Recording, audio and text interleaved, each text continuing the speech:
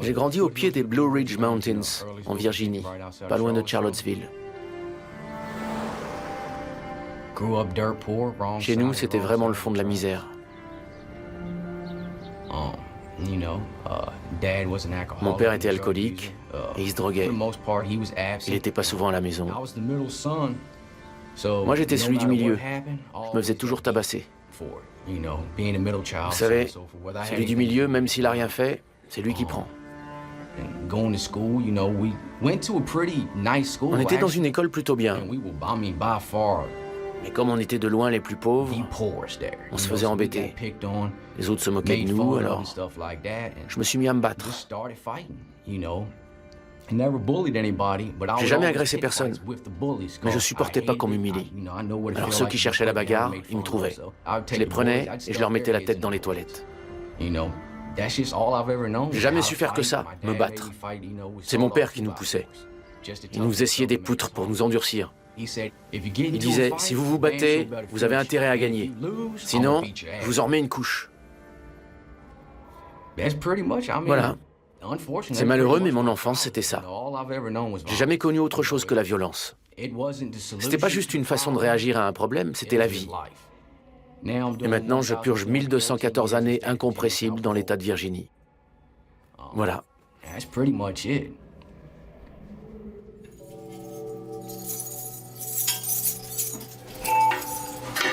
Officer Patrick, can you take a call? We'll take your handcuffs off. Let us control your hands.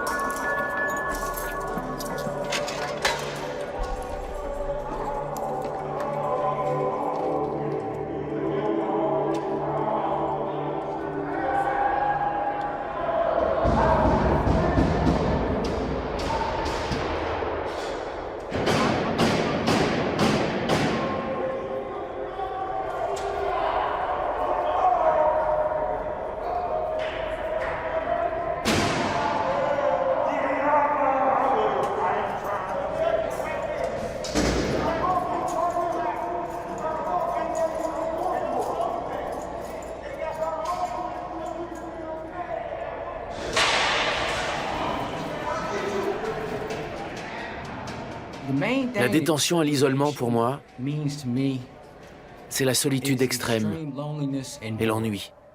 La solitude, surtout.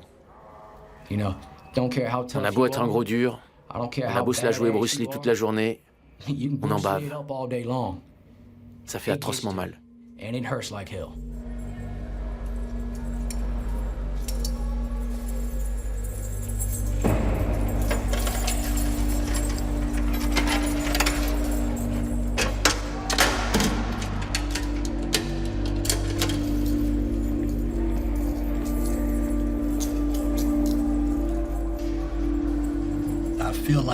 J'ai l'impression d'avoir été enterré vivant et que tout le monde marche au-dessus de moi. Je les entends, mais ils ne m'entendent pas.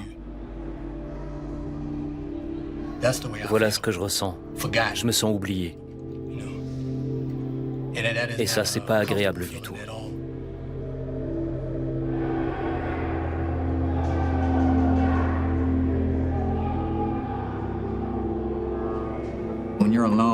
Quand on est seul, on se replie sur ses propres pensées, sur soi-même.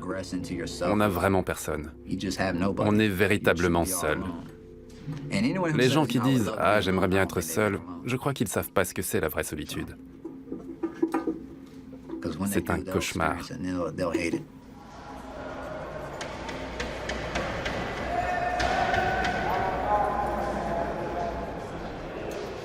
Je suis à l'isolement depuis 8 ans. Ici, on est privé de tout contact. Et chaque fois qu'on quitte sa cellule, il faut mettre une tenue spéciale.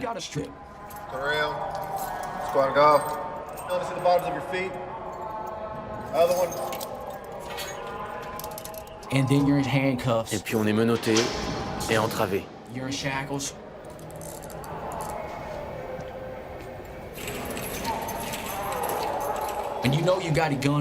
On sait qu'il y a un type armé là-haut.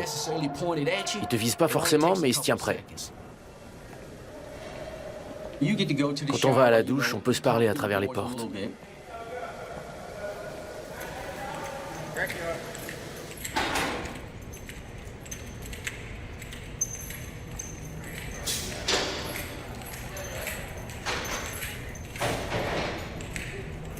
On peut aller dehors, dans des cages, pendant 1 heure, certains jours de la semaine.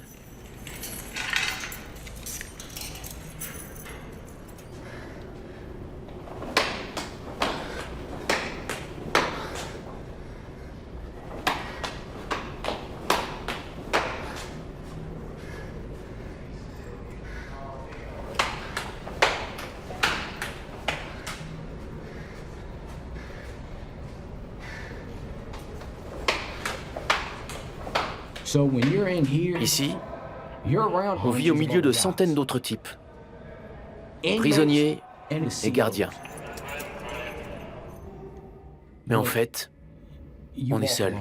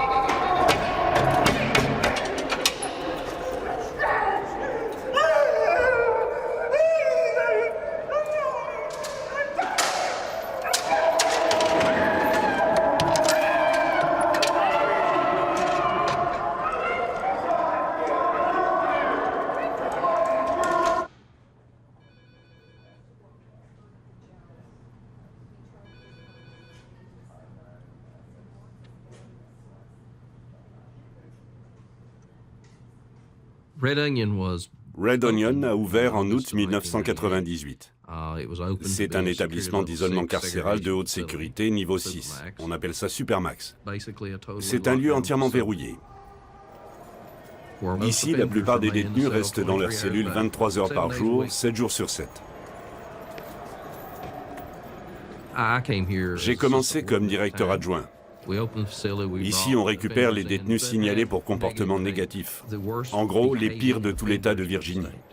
Ils arrivent ici en provenance d'autres établissements pour y être détenus dans des conditions de sécurité renforcées.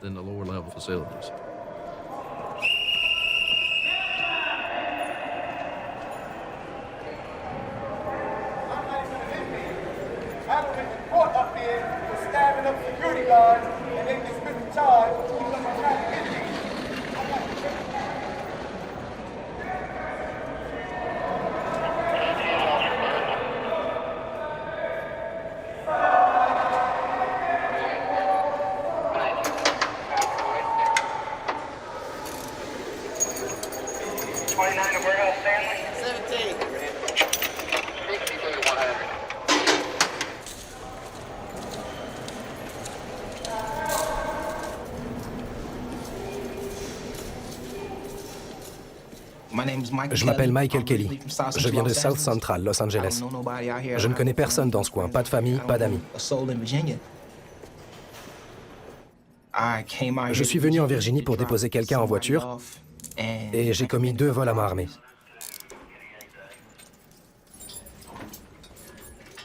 Les tribunaux de Virginie m'ont collé 38 ans pour 2 vols à main armée.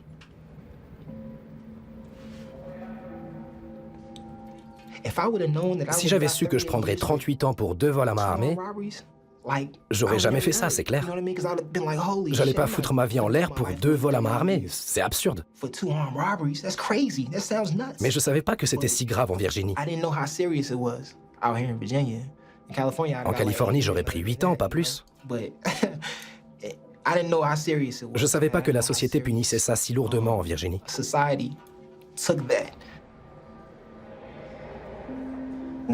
Quand j'étais petit, je voulais être gangster, comme mon père. Là d'où je viens, en Californie, c'est pas si bizarre, ça fait comme partie de notre culture. C'est un truc de quartier. Le quartier, c'est comme une famille, c'est toute notre vie. Et les jeunes prennent tous pour modèle les plus grands. Je veux être comme lui, je veux la même voiture, les mêmes filles. Je veux avoir sa vie quand je serai grand. C'est ça mon Amérique.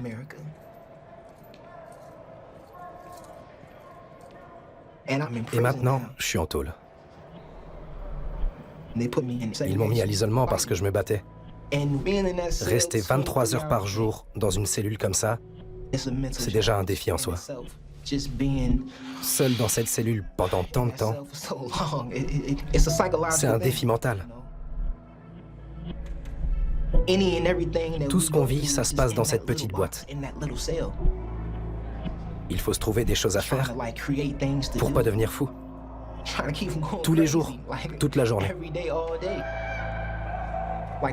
Moi, par exemple, ce qui me fait du bien, c'est de faire le ménage. Quand je me lève, quand je me couche, je nettoie. Le sol, les murs, l'évier, tout. Tout est nickel chrome. C'est un peu comme un TOC. Je dois être un peu dingue.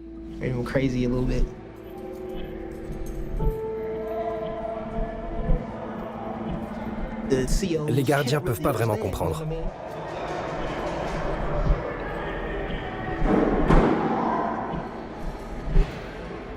Eux, ils passent juste la moitié de leur temps ici. Après, ils s'en vont, ils repartent dans la vraie vie. Notre vie, elle est ici.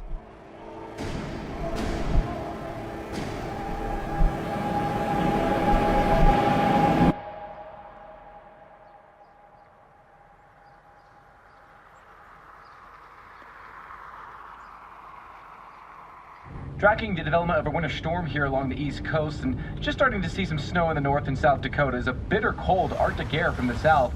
That ends the warmer air to the southeast, and then we get that storm developing, so it's just initially starting to develop now. Temperatures are dropping.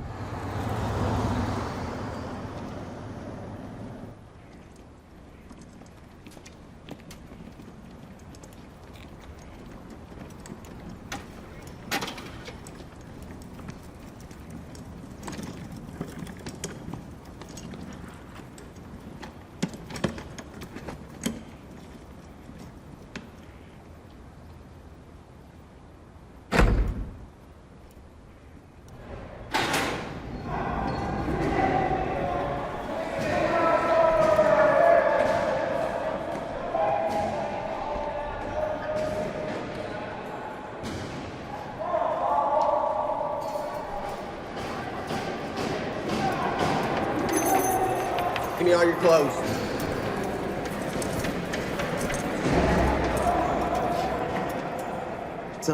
Il y a des jours où c'est tranquille et d'autres où le niveau de stress est au maximum. C'est comme si on était en prison, nous aussi, parce qu'on est obligé de revenir et de remettre ça le lendemain. Mais on essaie de rester positif. Pour que tout soit sous contrôle, il faut vraiment être très ferme.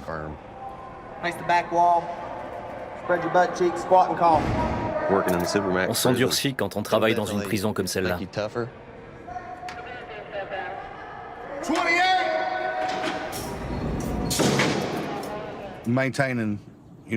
C'est déjà un exploit de garder son calme avec certains de ces types.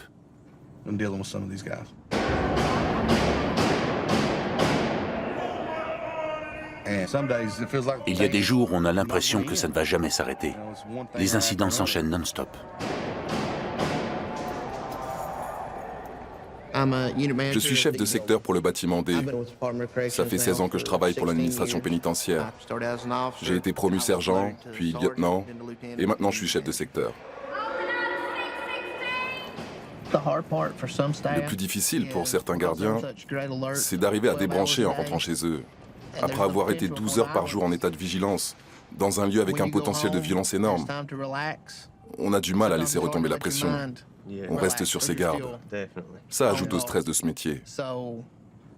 On voit tout sous un autre angle. Quand je pars en vacances, ou que je suis au milieu d'une foule avec ma famille, je suis toujours en alerte. C'est à cause de ce métier.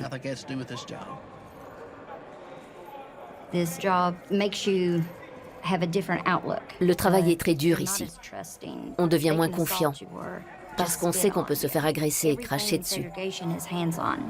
On est tout le temps en contact physique avec eux, qu'ils aillent à la promenade ou à la douche.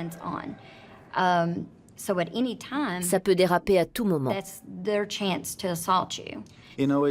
C'est dur de travailler dans un lieu où 800 personnes vous détestent à mort à cause de la couleur de votre uniforme.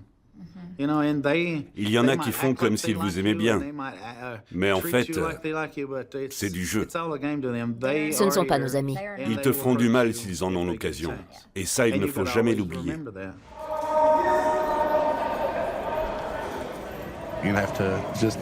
Il faut accepter cette prison pour ce qu'elle est. Et ça prend du temps de s'y adapter pour pouvoir se dire, en fin de compte, c'est juste un boulot après tout. Je ne vis pas ici.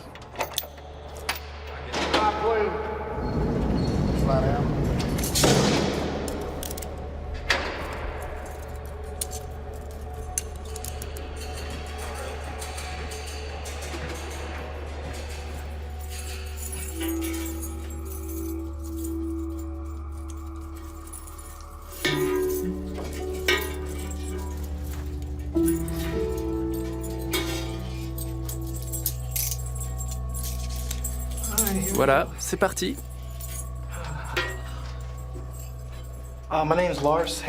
Je m'appelle Lars Hansen. J'ai pris perpète. Et la prison à perpétuité, en Virginie, c'est incompressible. Quand on y est, on y reste. Ceux qui ont une date de sortie prévue, ils ne voient pas les choses de la même façon que les gens comme moi, qui ont pris perpète. La prison à vie, c'est jusqu'au bout. C'est déprimant. C'est triste. Parfois, ça t'écrase. Alors, quand on doit vivre avec ça, année après année, ça finit par taper sur le système.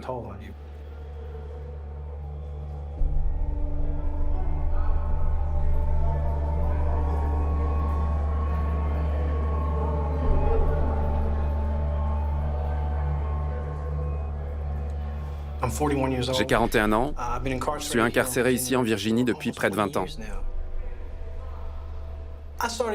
J'ai commencé à faire des bêtises, rien de grave, à l'âge de 13 ans. Pourtant, j'ai de bons parents qui m'aiment et qui ne m'ont jamais battu, qui m'ont appris à respecter les autres. J'ai un frère qui vit au Texas.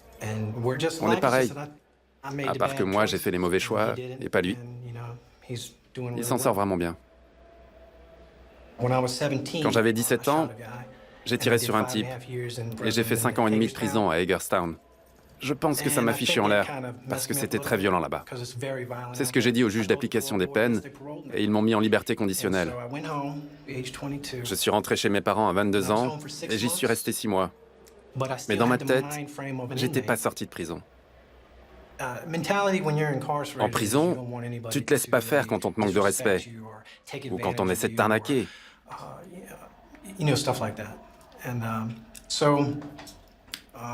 Un jour, j'étais à une station-service avec ma copine Et là, 2 types ont commencé à la brancher. Ils étaient vraiment lourds. Ils insistaient encore et encore. Alors là, j'ai pété un plomb. J'ai sorti mon couteau et je les ai tués. Et j'ai pris perpète.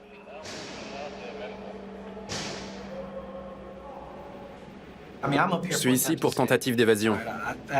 J'ai escaladé une clôture et je me suis salement blessé. Je suis resté coincé dans les barbelés et j'ai perdu tout mon sang. Je me suis réveillé dans l'hélico, ils m'ont évacué et m'ont sauvé la vie pour m'emmener ici. Et depuis, je suis à l'isolement.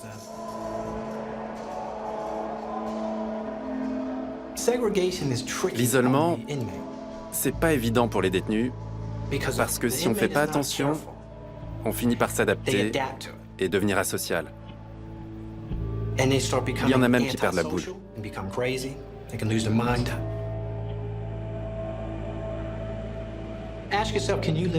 Imaginez un peu, vous pourriez vivre dans une salle de bain pendant 10 ans. C'est pas bien d'enfermer quelqu'un dans une pièce si petite, sans rien à faire. Franchement, c'est inhumain. Je sais, on est des criminels, tout ça, mais passez-moi l'expression, ça me fout en l'air.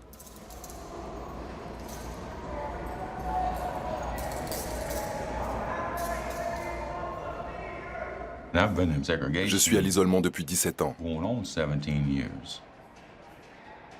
mais en prison depuis 27 ans. Au départ, c'était pour quel délit? Attaque à main armée. Et pendant l'une d'elles, j'ai blessé quelqu'un. Ils ont dit blessure volontaire. En fait, j'ai pas tiré sur le type. J'ai tiré en l'air pour qu'il se couche par terre. La balle a ricoché sur la poutre métallique du plafond, puis sur le mur en briques, et le caissier l'a prise dans le pied. J'ai pris 30 ans pour ça. Pour une balle qui a ricoché. Je voulais faire de mal à personne. J'ai tiré en l'air.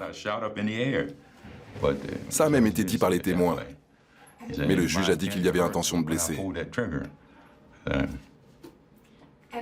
Et pourquoi on vous a placé si longtemps à l'isolement? J'ai tailladé le gardien au visage et au cou. C'était le 26 décembre 1996.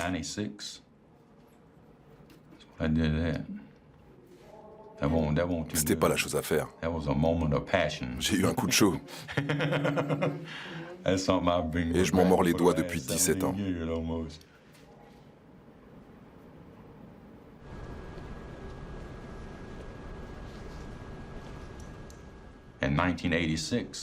En 1986, après mon procès, j'avais un papier qui disait qu'au bout de 10 ans, je pourrais faire une demande de liberté conditionnelle.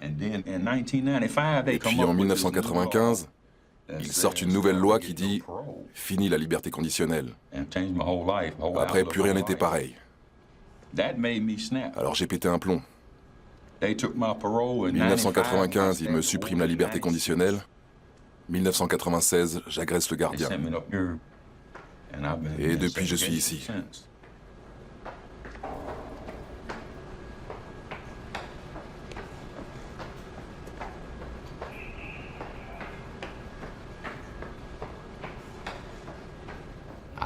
J'arrive dans le système carcéral et là, bagarre, tatouage, trafic. C'était une prison normale, et mon voisin de cellule me dit « Il y a un type qui raconte à tout le monde qu'il va te violer. Il va te mettre KO, et après il va te violer. » Ok, je lui dis « Si j'avais un couteau, je lui couperais la gorge. » Et il me fait « Je t'en fabrique un. » C'était encore l'époque des cassettes audio avec leur boîte en plastique. Il a pris la boîte, il l'a fait fondre avec un briquet, et il l'a pliée en deux. Puis il a fait pareil avec une autre. Il a pris 3 lames de rasoir toutes neuves, et les a scellées entre les 2 plaques. Le lendemain, à la promenade, le type est de l'autre côté de la cour. Je m'approche de lui par derrière et avec ma main gauche, je lui couvre le visage. Je pointe mon genou contre ses reins et je lui tranche la gorge d'un côté à l'autre. Son pote crie « Mon Dieu, non !» et il part en courant vers la porte, aussi vite que Superman. Le type se retourne. Je l'avais pas entaillé très profond. C'est pas si facile de tailler dans la gorge. Il y a tous les ligaments, les tendons, c'est plus dur qu'on croit. Mais il saignait comme un cochon. Donc il se retourne et je commence à le tabasser à mort. Les gardiens courent vers moi et avant qu'ils puissent m'attraper, je me lève, je recule. J'avais fini le boulot. Ils m'ont menotté et ils m'ont emmené ici.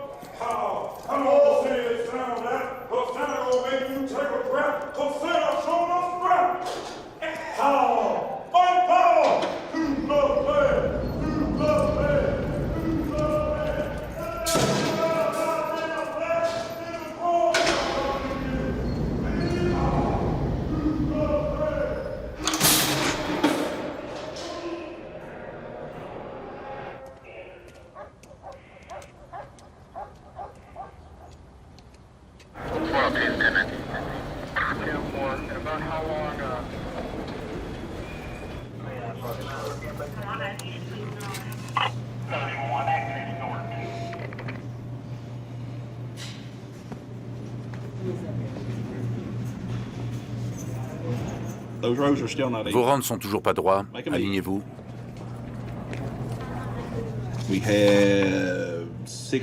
On a 6 détenus en état de trouble psychiatrique.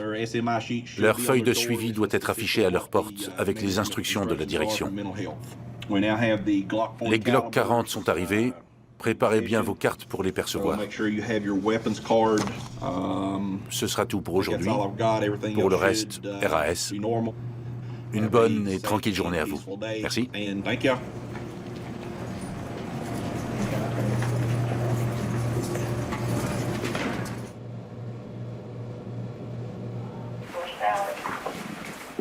Tell me how Goodman's acting this morning.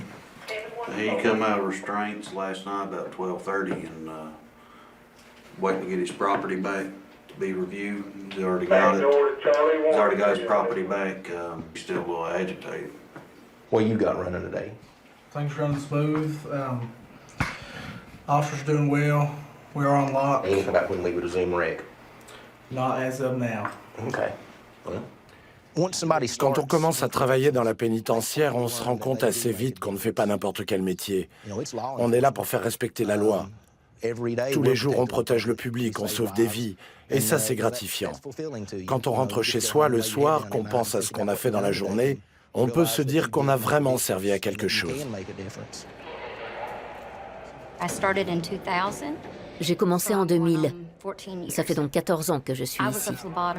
Avant, je faisais des prélèvements sanguins dans un hôpital. Ce qui m'a attiré ici, c'est la sécurité de l'emploi. Sans compter que dans la région, pour une femme, ce n'est pas évident de gagner autant qu'un homme. C'était important pour moi.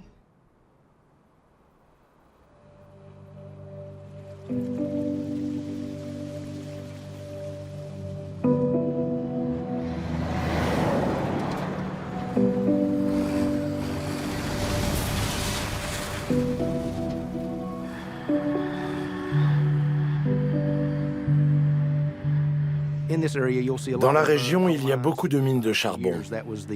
Pendant des années, ça faisait travailler plein de monde. Il y a des scieries aussi. Mais ce ne sont pas des emplois qualifiés. Quand la prison de Red Onion a ouvert, ça a créé pas mal d'emplois, alors qu'en même temps, les mines fermaient et le chômage augmentait. Au départ, on employait beaucoup de gens des mines. Presque toute ma famille a travaillé à la mine. Sauf moi. Avant de venir ici, j'étais dans le bâtiment. Mais vous savez, avant, toute la région vivait du charbon. Et maintenant que tout ferme, c'est de plus en plus difficile de vivre ici. Les gens ont du mal à s'en sortir.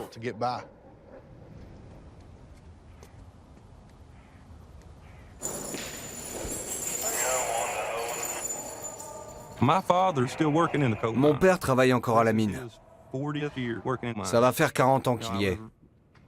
Je viens d'une famille de mineurs. Dans la région, c'était vraiment le plus gros secteur d'emploi. Et le seul. Travailler à Red Onion, c'est dur. Mais pour moi, c'est un bon boulot par rapport à la mine.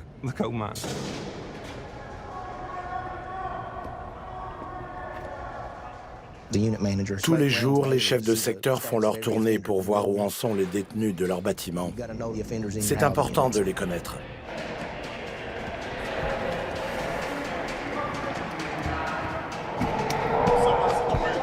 What's up with your situation? Go over to the door, I can hear you. When was your charge? Charge is in January.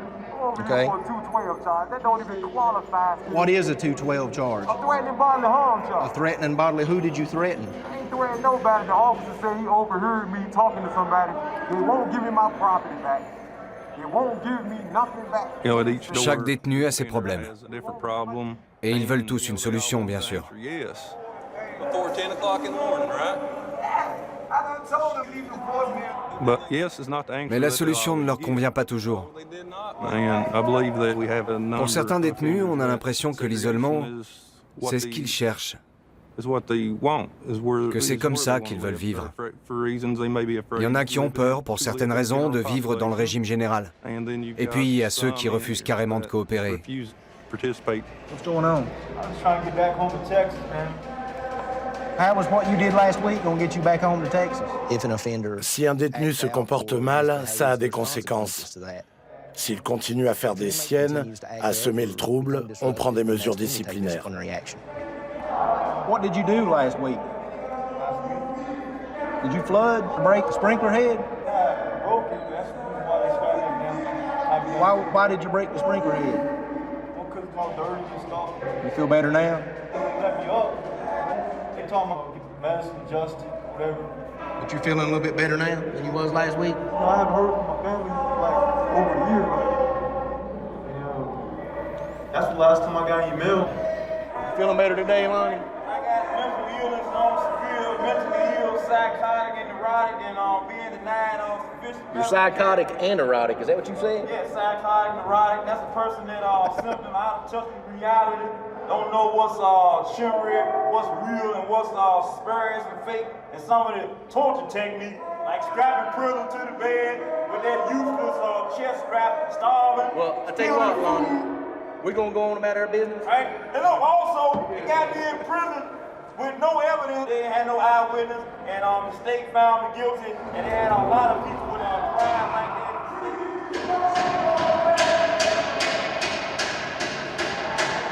À Red Onion, tous les détenus démarrent au niveau 0. C'est-à-dire qu'ils ont droit à la promenade, à la douche, à la nourriture, bref, les besoins vitaux, le strict minimum.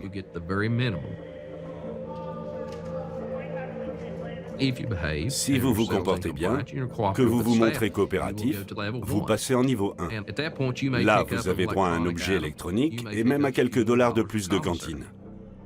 Si le détenu continue à coopérer, il peut passer en niveau 2, où il obtiendra des privilèges supplémentaires, un peu plus de produits de cantine et bien sûr une télévision. J'adore la télé parce que c'est mon seul contact avec la vie, avec le monde extérieur. J'ai fait 13 mois sans, et maintenant, je l'aime, ma télé. J'ai vu une émission l'autre jour sur Discovery. Un type qui construit des maisons dans les arbres. De vrais palaces miniatures. Dans les arbres. Et aussi des vaisseaux spatiaux, ce genre de trucs. Moi, j'aurais adoré faire une école d'art.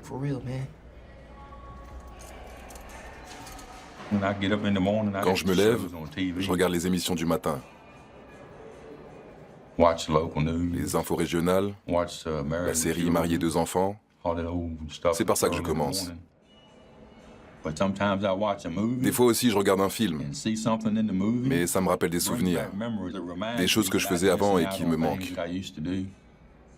Ça me déprime. Alors j'éteins la télé ou je zappe sur une autre chaîne. Vous connaissez l'émission de Bear Grylls? Ce type qui part dans la nature avec juste un couteau et les vêtements qu'il a sur le dos, et qui se débrouille ensuite avec ce qu'il trouve sur place. J'adore. C'est toute mon enfance. Quand je rentrais de l'école, je regardais pas la télé. J'allais dans les bois, je grimpais aux arbres, je dévalais les pentes, j'escaladais les rochers. J'adore ça. Ça me manque. Ici, on a des vitres dépolies, on voit même pas à l'extérieur. Pas d'arbres, rien.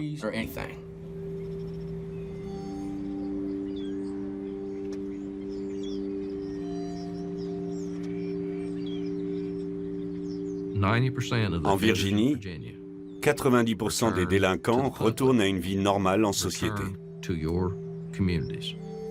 Autrefois, les détenus qui avaient vécu à l'isolement pendant longtemps passaient directement chez le conseiller d'insertion et de probation. On leur enlevait leurs entraves et on les renvoyait dans la société en espérant qu'ils se réadaptent.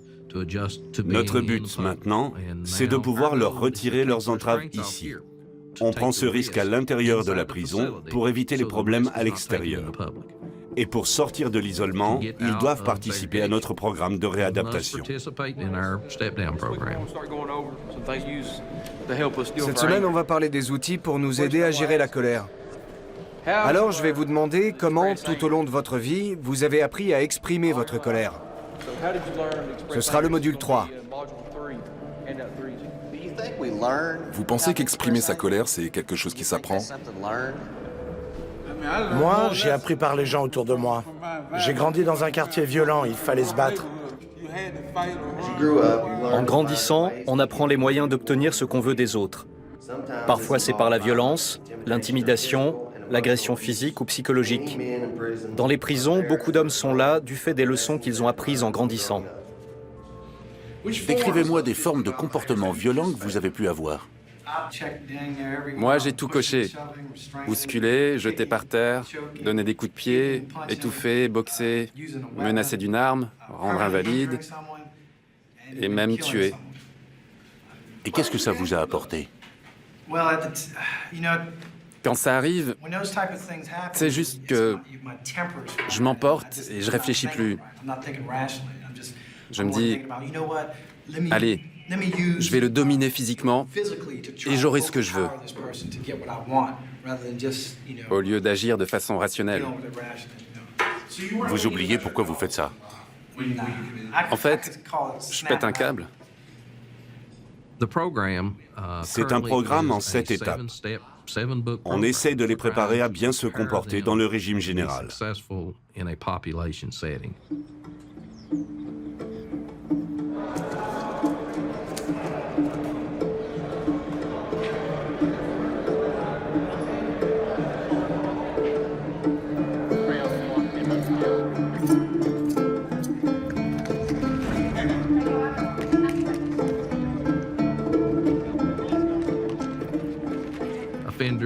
Les détenus qui ont passé toutes les étapes pourront réintégrer le régime pénitentiaire général. Ils ne sont plus entravés, ils peuvent faire du sport en plein air, et on les laisse circuler et aller à la cantine.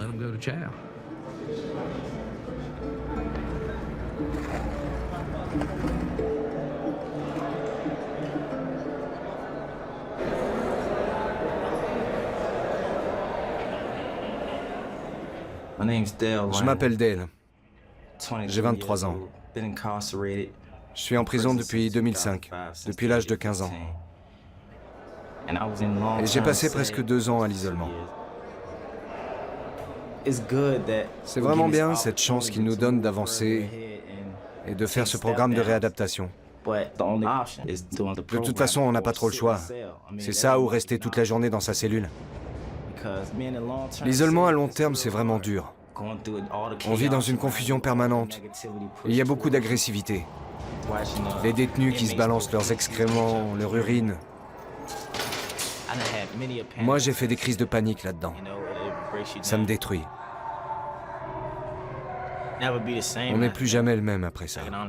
Je peux vous le dire. Même si la vie reprend et qu'elle peut devenir meilleure, c'est un moment qu'on n'oubliera jamais. Enfermé dans une boîte, c'est l'horreur. Vous pensez vraiment que ça peut rendre un homme meilleur? J'y crois pas une seconde. Ça rend fou, c'est tout. Ce programme est leur seule issue. Et chaque détenu à l'isolement peut y participer, quoi qu'il ait fait.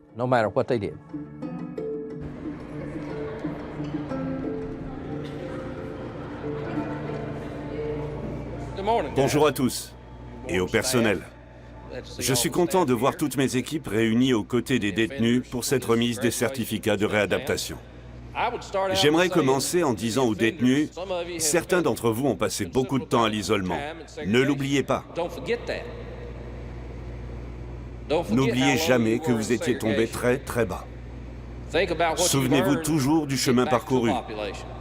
N'oubliez jamais d'où vous venez et les progrès accomplis. Félicitations à vous tous. Et félicitations aussi à mon équipe pour vous avoir aidé à aller aussi loin.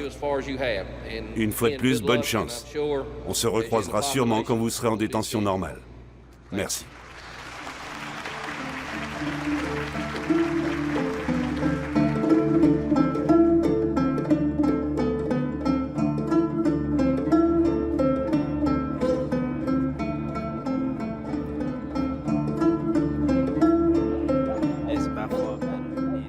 C'est beaucoup mieux d'être dans le régime général. Mais c'est toujours les mêmes détenus, les mêmes gardiens. Et puis, c'est pas facile de se réadapter. Parfois, on a presque envie d'y retourner. C'est comme si on nous avait mis dans un trou noir pendant longtemps. Quand on en a marre de supplier qu'on nous sorte de là, on finit par s'y faire. Ça tape sur le système à un point qu'on n'imagine pas.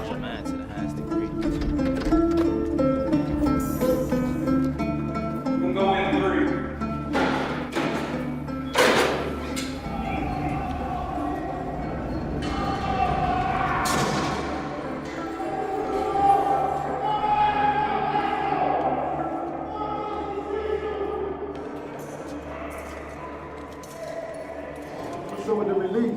The release? Yeah, I can't get released. And I got the anger management right here, man.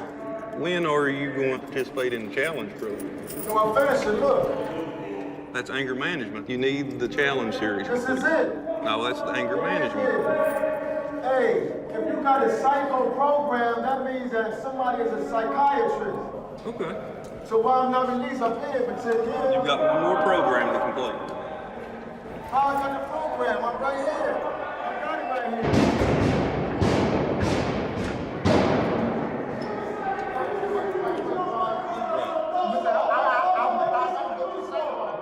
Yeah, you got it. Once you complete the challenge program, then after you complete it, you'll go to D-Bill. I've been here 7 years. I'm in segregation because they gave me 9 charges to keep me back here. They're refusing to allow me to progress in the step down. The program. Kelly. It's been 7 years since I've had a fight with anybody. 7 years. I think I've been doing pretty damn good. I'll get up with you on that. We'll talk about it. All right.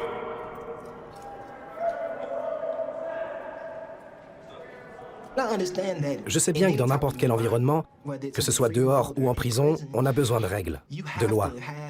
On est tous d'accord. Il le faut, parce que sans ça, ce serait le chaos, la folie. Mais ici, quand on a un problème, un vrai problème, personne ne vous écoute.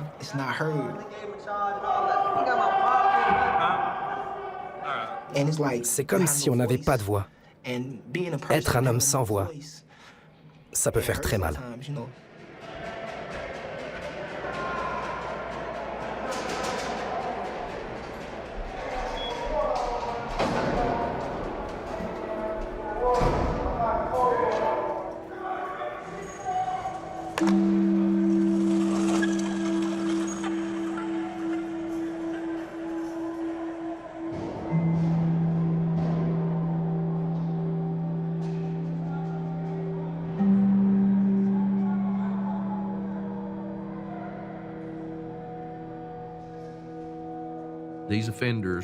Il s'agit de détenus extrêmement dangereux. Ils sont très violents. Ils l'ont déjà montré. Ce sont des personnes à haut risque. Mais grâce à ce programme, ils ont un emploi. Ils emballent des objets en plastique.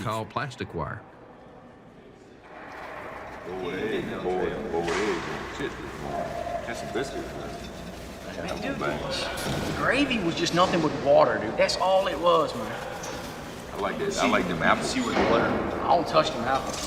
Is that, you know the movie Need for Speed? Yeah. Is that Jesse from Breaking Bad? Yeah. That's what I thought he was, man. Yeah, I recognized him. What's that one with Lucy Liu? Oh, that's Elementary. But they got this new show coming on ABC, I believe, Endgame or something, dude. It looked really cool. Mind Games. Mind Games, that's it. It looked kind of cool. Christian Slater in it. Oh, never mind. That'd be canceled before the end of the season. Ici, au moins, on peut discuter des choses qu'on a vues à la télé. C'est sympa. Mais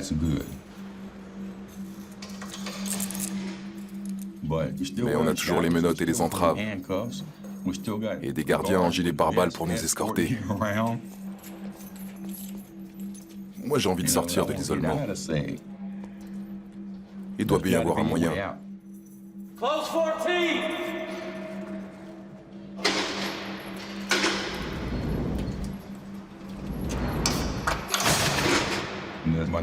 Cette monotonie, refaire toujours les mêmes gestes, sans cesse, ça rend fou. Quand je suis arrivé dans l'unité d'isolement, j'avais pas vraiment de problème. J'étais juste en colère. Mais à force d'y rester, c'est devenu pire.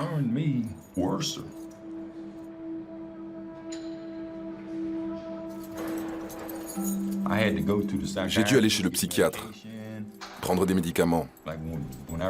Quand je prends pas mes médocs, je me taillade le corps. J'ai des entailles partout. Voilà ce que ça me fait, l'isolement.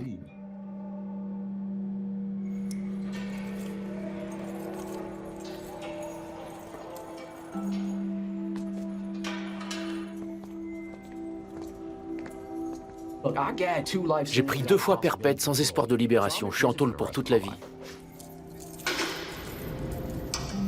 Mais je veux rentrer à la maison. C'est tout ce que je veux. Rentrer à la maison. Demandez-leur aux autres ce qu'ils voudraient s'ils sortaient. Ils veulent tous des voitures, des maisons, des nanas, des Kim Kardashian, tout ça. Mais moi, je m'en fous. Je veux juste un bon boulot.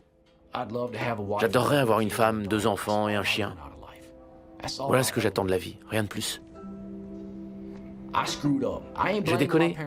Je reproche rien à mes parents, j'accepte la responsabilité de ce que j'ai fait. Et si je dois passer le restant de mes jours en prison, ok, j'assume, j'ai pas le choix. C'est ça où je me tue, et je suis beaucoup trop lâche pour me tuer.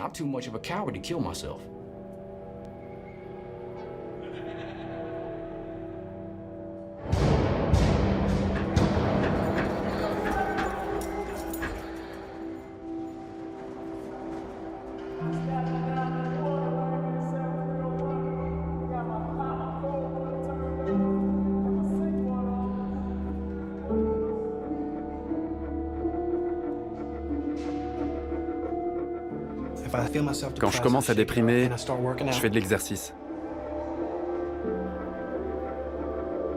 Je m'entraîne au moins 4 heures par jour.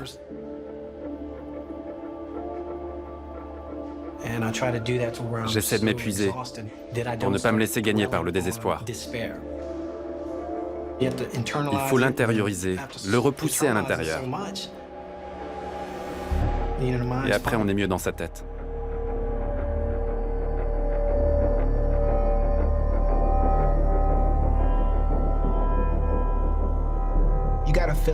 On a besoin de sentir qu'on est important pour quelqu'un. Et si on n'a personne, ça donne envie de perdre la boule. On devient dingue.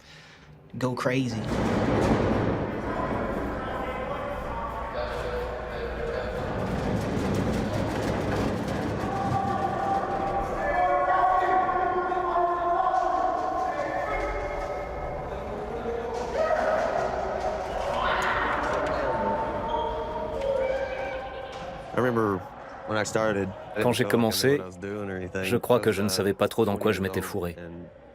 Un jour, j'avais 20 ans. Je faisais ma tournée, je regarde dans une cellule, la 10. Il y avait un gars qui avait mordu dans son bras et s'était arraché un morceau de chair. Je me suis arrêté, je l'ai regardé. J'étais sous le choc. Je comprenais pas ce que je faisais là, pour être tout à fait honnête. Ma première réaction, je suis devenu blanc comme un linge tellement j'avais peur. Il m'a regardé et il m'a fait.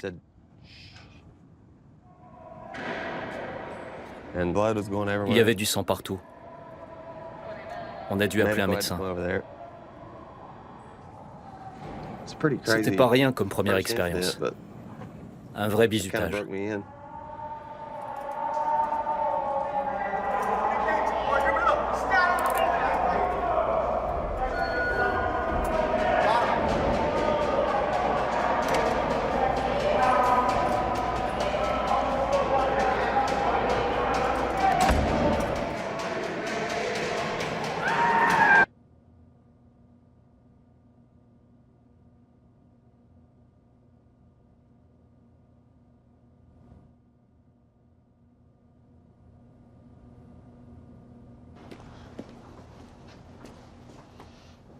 Mr. Marsh, you have any lunch today?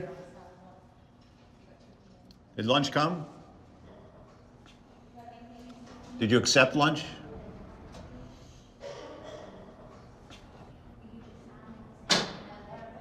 Like to talk to me, Mr. Marsh? Yeah, as you know, as I mentioned to you yesterday, we're getting ready to send you over to Marion. How do you feel about going to Marion? Can't say. All right, we're going to send you off, and then we'll look for you to come back all healthy again. Okay?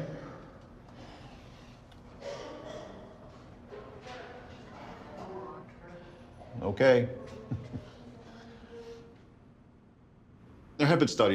Des études ont montré que l'isolement pouvait avoir des effets néfastes sur la santé mentale. Je n'ai pas passé assez de temps dans ce système pour le constater par moi-même. Mais on a quelques exemples de détenus chez qui on n'a jamais signalé de problème de maladie mentale et qui commencent à manifester des symptômes. Et on ne peut expliquer ces symptômes que par le fait qu'ils sont placés dans cet environnement depuis si longtemps. What's going on? Why are you back here? I busted my head open. How'd that happen? I was taking a shower and I passed out. How old are you now? 71. 71. How long have you been locked up? 54 years. 54 years. How'd you stay healthy this whole time? How'd you not go nuts? You gotta have a strong mind. Strong mind. Je suis toujours admiratif de certains de nos détenus qui vivent dans cet environnement très austère depuis de nombreuses années, parfois des décennies, et qui arrivent à rester en bonne santé malgré tout.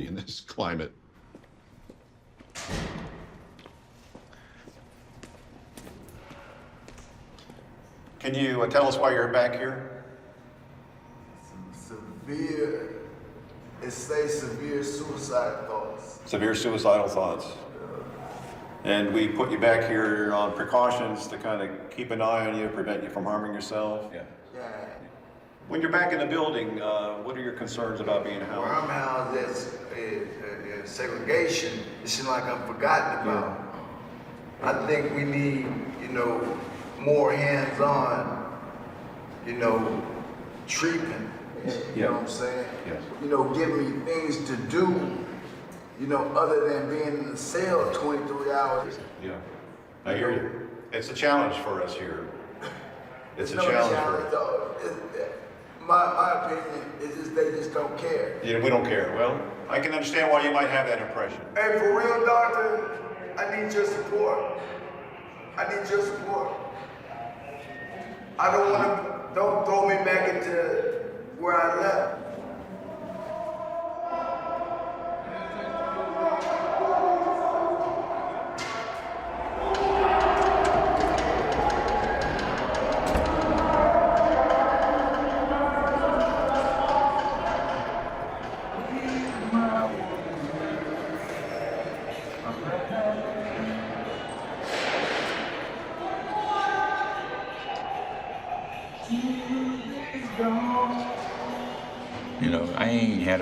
J'ai pas eu une seule visite depuis 5 ans. Ma famille est à Richmond. Ça fait 800 km aller-retour. Pour 1 heure de visite. Et encore, sans pouvoir se toucher. Avant, ma famille venait me voir 1 fois par an. Mais maintenant, ma mère a 73 ans et le reste de la famille me lâche. J'appelle mon frère 1 fois par mois et ma mère aussi. C'est le seul contact que j'ai.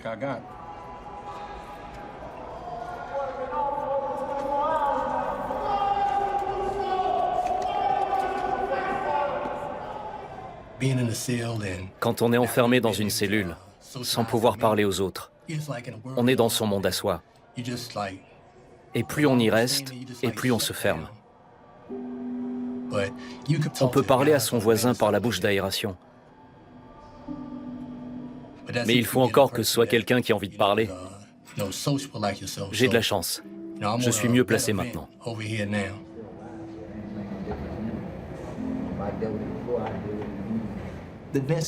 Chaque cellule a une bouche d'aération. En se hissant jusqu'à la bouche, on peut parler aux détenus des cellules qui sont reliées par le même conduit d'aération. On peut même se fabriquer un échiquier en papier et jouer aux échecs. Ça aide à passer le temps. On peut se prendre pour Bobby Fischer comme ça.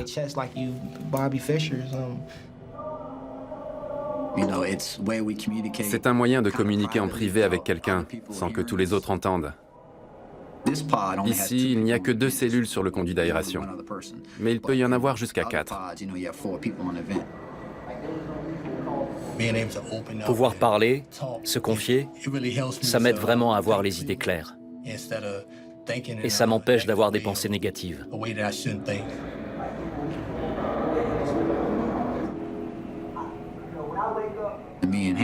Mon voisin Lars Henson et moi, on sait beaucoup de choses l'un sur l'autre. Il entend tout de suite à ma voix quand quelque chose ne va pas. Il m'appelle, il me demande comment ça va, et il comprend vite si j'ai envie de parler ou pas. Il me connaît bien. Au son de ma voix, il sait si je suis de bonne humeur. C'est notre téléphone.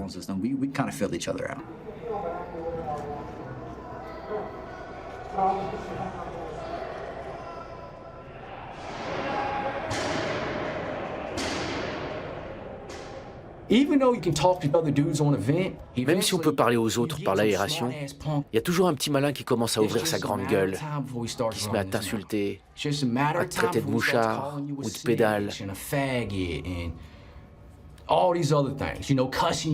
Il y en a qui tapent contre le mur quand tu essayes de dormir. Ça donne vraiment envie de les frapper. Ça peut durer 7, 8 mois d'affilée.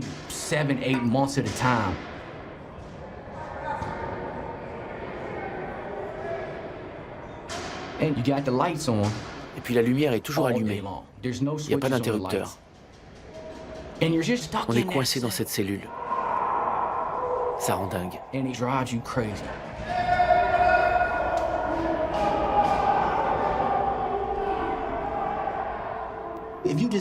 Si vous écoutez bien tout ce qui se dit entre les cellules, on n'entend que des disputes, à longueur de journée, à propos de rien. C'est à cause de la colère, de la frustration qu'on a tous en nous. Il y a cette rage qui s'accumule, jour après jour après jour.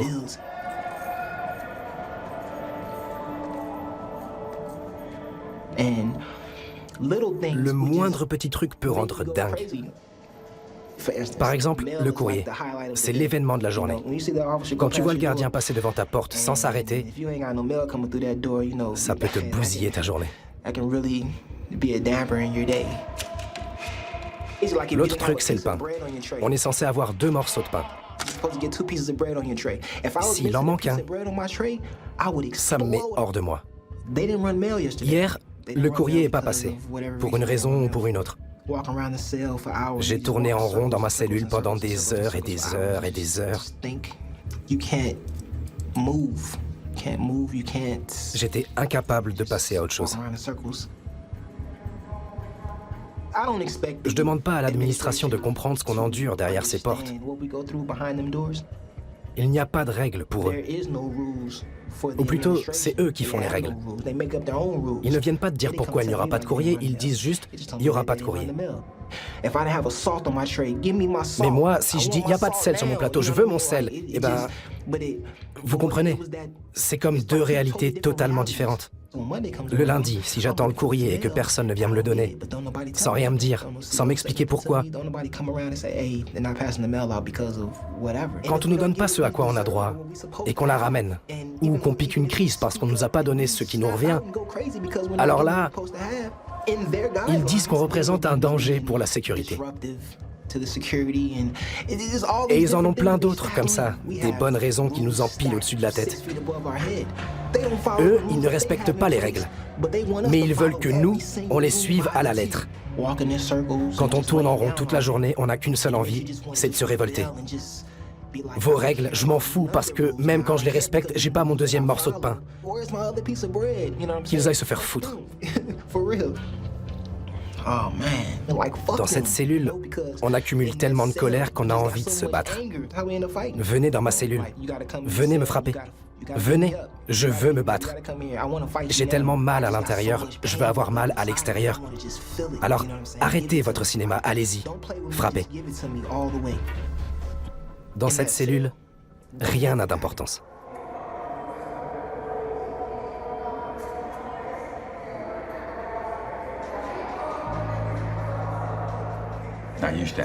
Avant, je piquais des crises. Je balançais mes excréments sur les gardiens, sur les autres détenus, pour qu'ils fassent venir l'équipe d'extraction, qu'ils entrent dans ma cellule et qu'on se batte enfin. Pour me faire gazer, frapper, ligoter avec 5 points de contention. J'ai vu beaucoup de collègues se faire vraiment amocher en entrant dans les cellules.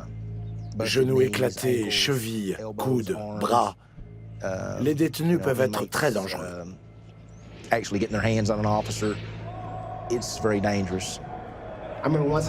Une fois, on s'est entendu avec plusieurs gars pour recouvrir nos fenêtres. On était en conflit avec l'administration. Ils ont fini par rentrer dans ma cellule et on s'est carrément battu. J'adorais ça, vraiment. Comment ça? Cet état d'excitation. Il faut se mettre dans un certain état d'esprit avant d'entrer dans une cellule pour se battre avec un être humain. C'est un combat. C'est ça.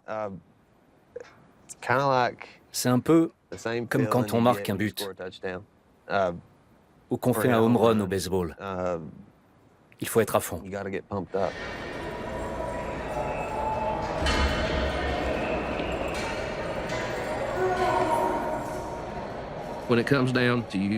S'il faut faire usage de la force pour faire respecter le règlement, nous sommes prêts à le faire.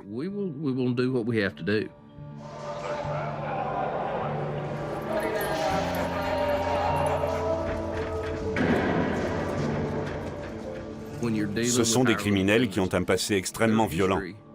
Il faut en tenir compte. Mon travail à moi, c'est de garantir la sécurité publique et protéger mes équipes qui sont là pour protéger les détenus.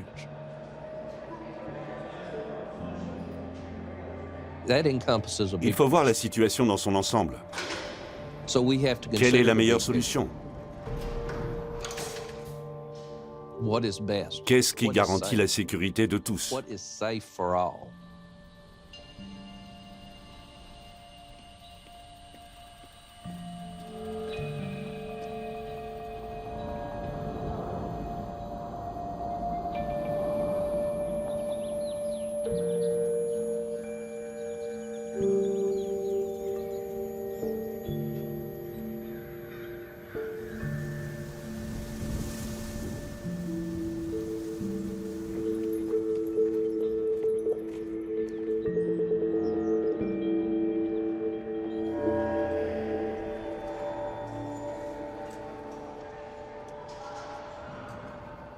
Maintenant, j'ai 35 ans. En gros, je fais de la prison depuis l'âge de 11 ans. Depuis, j'ai pas passé plus d'1 an et demi en liberté.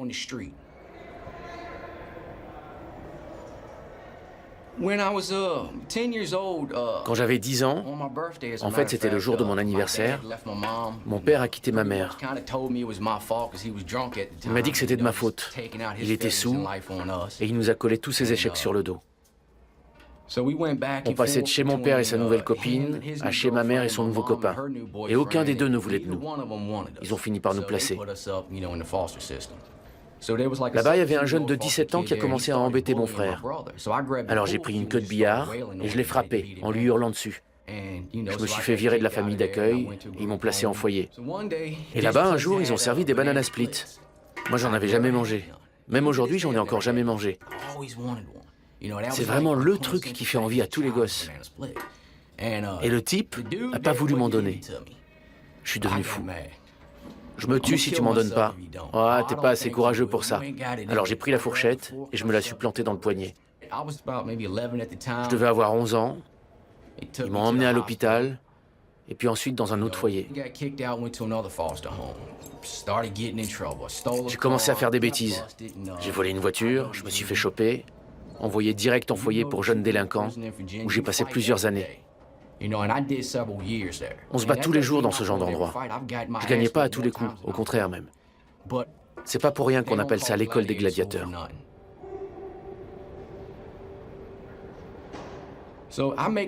J'ai fini par sortir et je suis allé habiter avec ma grand-mère. J'ai essayé de faire l'armée, mais je devais au moins avoir 6 mois de liberté conditionnelle avant de pouvoir m'enrôler.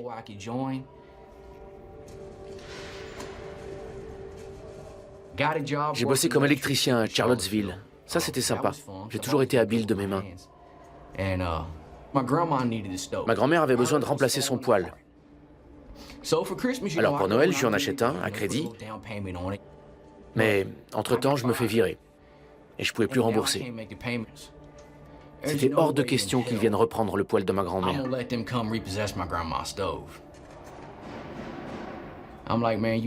C'était la galère. J'avais plus de travail, mais il y avait encore un truc que je savais bien faire. Je cambriole une maison, je vole 2 pistolets, une Subaru Legacy Break toute neuve et 2 ou 3 autres bricoles. J'ai une arme, des munitions. Je file sur l'autoroute à 180 à l'heure. Je kiffe total. J'ai 19 ans.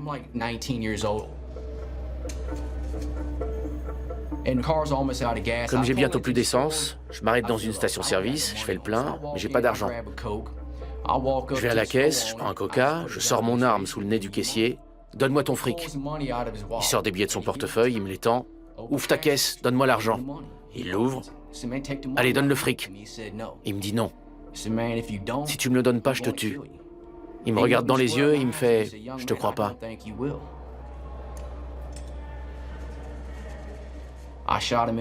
Je lui ai tiré en pleine poitrine. Il est tombé derrière le comptoir. Je me suis penché pour lui mettre 2 balles dans le dos. Je suis passé derrière le comptoir et je lui ai tiré encore 6 coups dans la nuque. J'ai pris l'argent et je suis parti.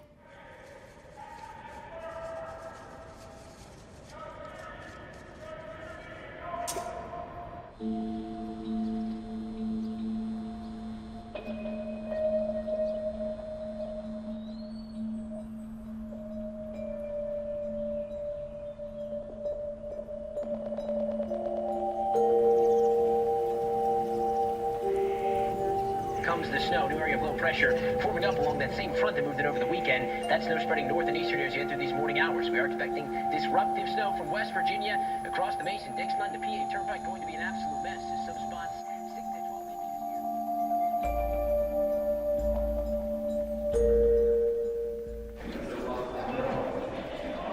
12 inches. Morning. Good morning. Hey, y'all this morning. Treatment officer, you got your total officer, you got your work crew officer, just so you know what you got. I appreciate everybody showing up. Mr. Waller. We've got to keep our On doit tenir nos engagements, faire notre boulot. Même quand on n'est pas en forme, s'il y a des choses à faire, il faut les faire. Tout ce qui est prévu dans cet établissement doit être fait. Si on dit qu'on va le faire, il faut le faire.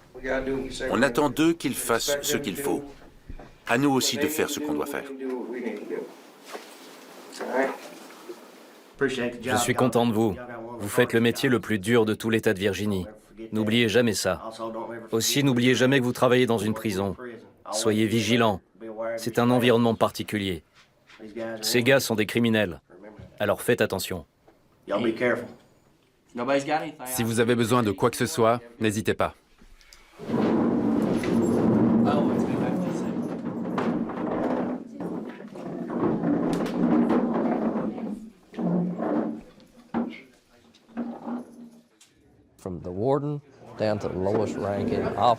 Qu'on soit directeur, gardien ou employé de base, si on veut tous rentrer tranquille chez nous le soir, il faut qu'on travaille en équipe, qu'on soit unis.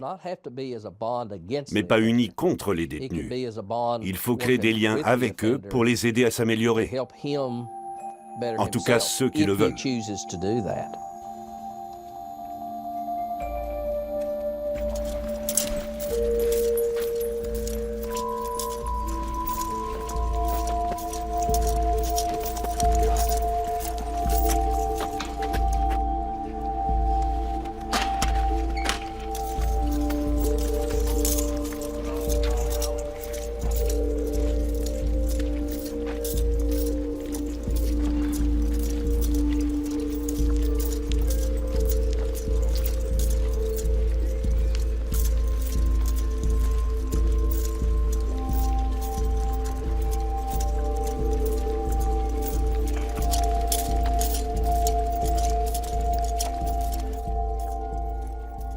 Tu fais quoi quand on t'attaque?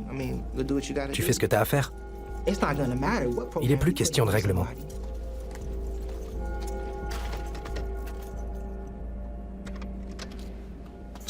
Quand j'ai su qu'ils allaient me remettre à l'isolement, j'étais en rage.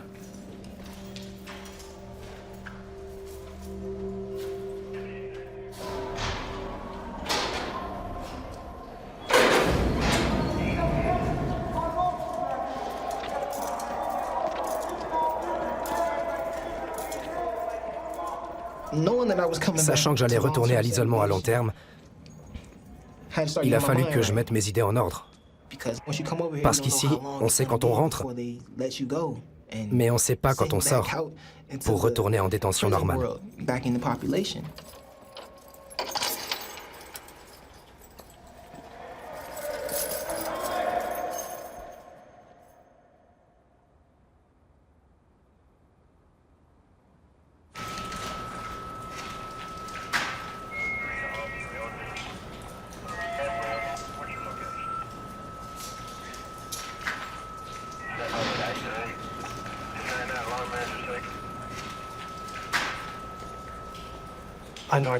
J'ai essayé de m'évader, c'est pour ça que je suis ici. Je peux m'en prendre qu'à moi-même. Mais en même temps, je ne suis pas un détenu violent. Et en 18 ans, je crois que je l'ai assez prouvé. Alors remettez-moi dans le régime général, je ne ferai pas de bêtises. Ok, j'ai fait un écart, j'avais plein de choses dans la tête à l'époque, mais je le regrette tous les jours. Tous les jours. N'oubliez jamais vos actes. Vous ne pouvez pas effacer le passé. Mais c'est pas fini. Vous continuez à avancer. On ne sait pas combien de temps ça prendra, ni où ça vous conduira. Mais vous avancez. Ouais. On m'a déjà dit ça. Et je trouve que ça avance pas vite. Vous avez eu l'occasion d'avancer quand vous étiez en détention normale. Mais à l'époque, vous avez montré que vous n'étiez pas capable de saisir cette chance. Vous avez trébuché, vous avez commis une erreur. Et là, vous essayez de reconquérir cette chance. Moi, j'aimerais beaucoup avancer et quitter Red Onion. Et pas juste...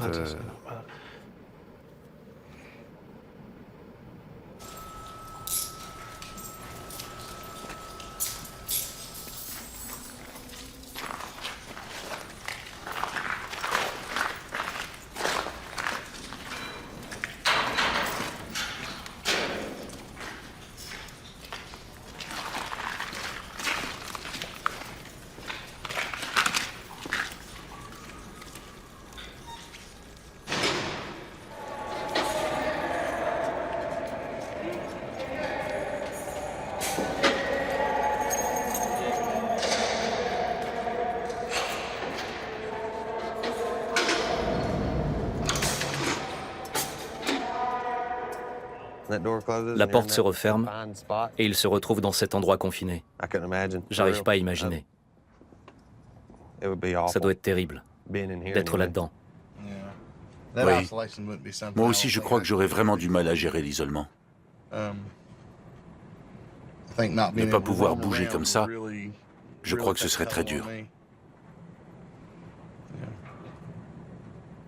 Je crois que je ne me suis jamais demandé ce que ça me ferait d'être sous les verrous.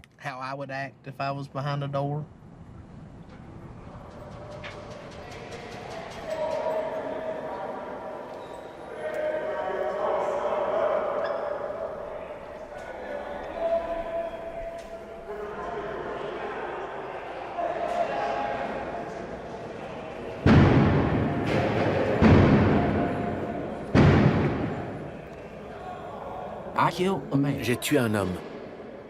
Est-ce que j'aurais dû perdre la vie pour ça?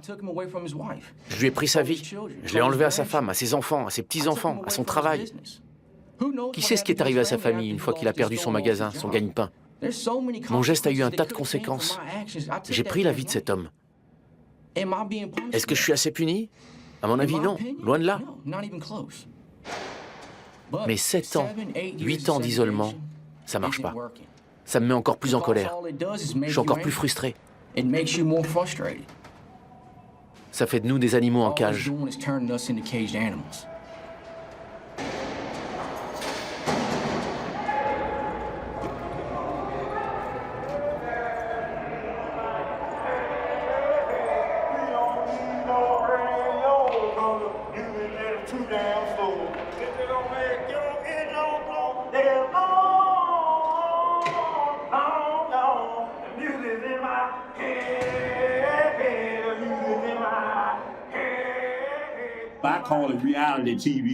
Moi, je me fais ma propre télé-réalité, mon show à moi.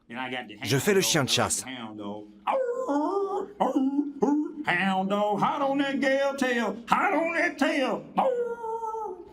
C'est pour m'occuper. Comme ça, je m'ennuie pas. Et puis, comme j'ai des pensées suicidaires, ça m'aide à rester de bonne humeur. Dans cette cellule, on peut même pas regarder par la fenêtre. C'est une vieille technique pour torturer les gens. Ça finit par leur abîmer le cerveau. Le cerveau, il a besoin de sollicitations, comme les muscles qui ont besoin d'exercice. C'est pour ça que je cogne contre la porte.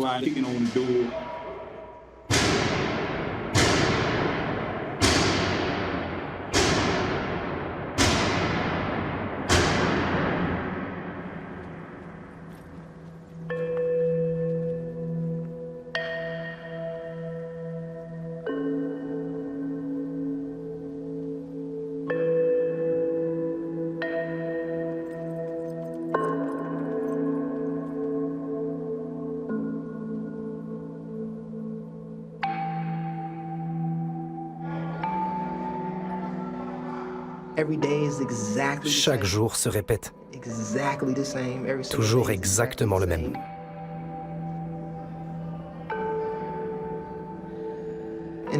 Dans cette cellule, tout seul, c'est comme si on n'était pas en prison. C'est comme si on était ailleurs. On est en dehors de la vie, c'est tout.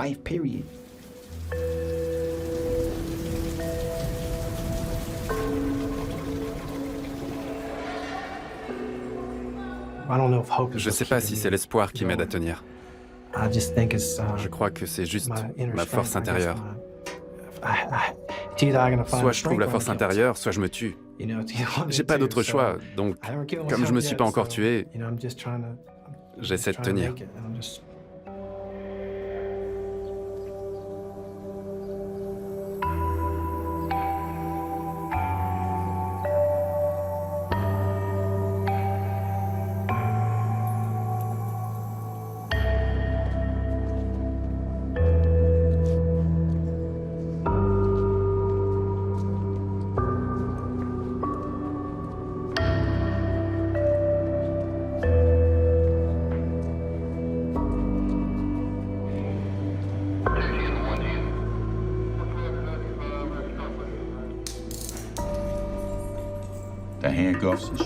Les menottes et les entraves, je porte ça depuis 17 ans et demi.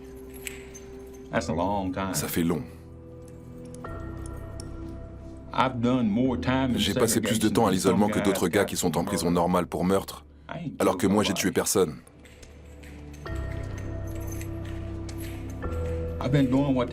J'ai fait tout ce qu'ils m'ont dit de faire.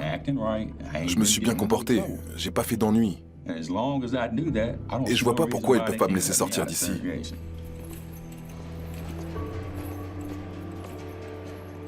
Je vais mourir en prison, alors que ce que j'ai fait ne mérite pas la peine de mort. Le juge ne m'a pas condamné à mort. De quel droit ils le font, eux?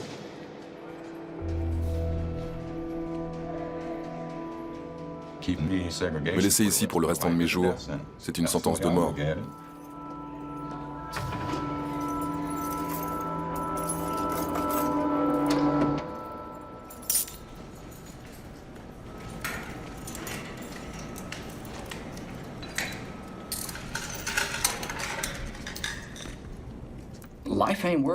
La vie, ça vaut rien sans espoir. Alors à quoi ça sert de vivre, si c'est juste pour durer? Je préférerais mourir.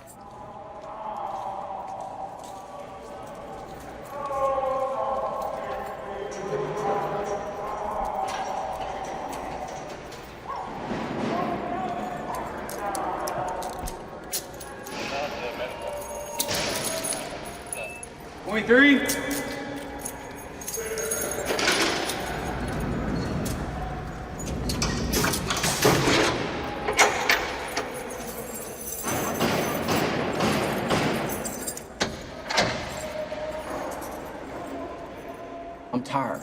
Je suis fatigué, je suis frustré et je me sens un peu faible.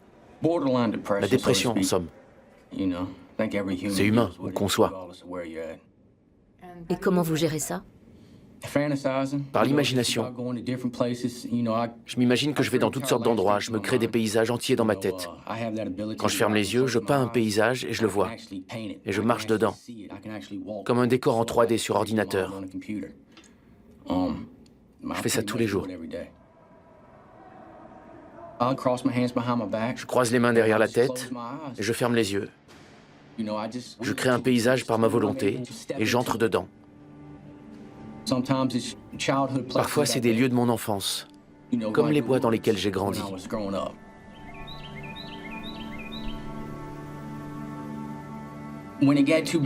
Quand ça chauffait trop à la maison, je m'échappais dans les bois.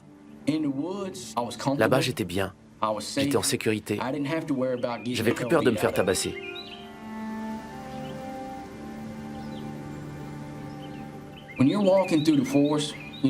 Quand on marche dans une forêt, quand on escalade des montagnes, qu'on sent le tapis d'aiguilles de pin sous ses pieds, les branches qui frottent les habits, l'air frais, qu'on entend les écureuils qui crient parce qu'on est dans leur territoire, les oiseaux qui volent au-dessus de la tête, c'est la paix. On est bien. On sait que c'est pour ça que Dieu a créé le monde. Il ne l'a pas créé pour la violence, pour les conflits, pour le meurtre, le viol, le vol, pour les mensonges et la tromperie. Il ne l'a pas créé pour ça. Quand on est là, dans la forêt, tout seul, à 50 km de la personne la plus proche, on entrevoit vraiment ce qu'était le paradis sur Terre, ce que la vie devrait être. Votre propre utopie personnelle. C'est l'environnement idéal. C'est le seul endroit où j'ai été heureux.